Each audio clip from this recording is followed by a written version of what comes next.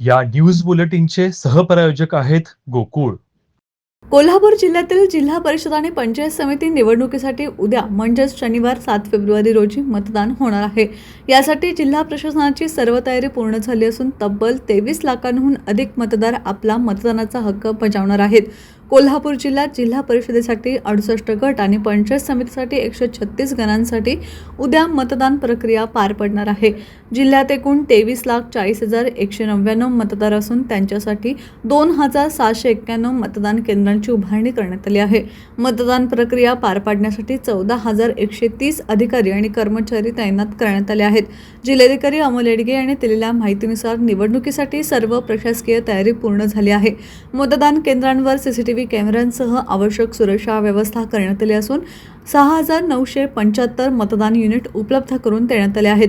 मतदानाची वेळ सकाळी 7:30 ते संध्याकाळी 5:30 अशी असणार आहे.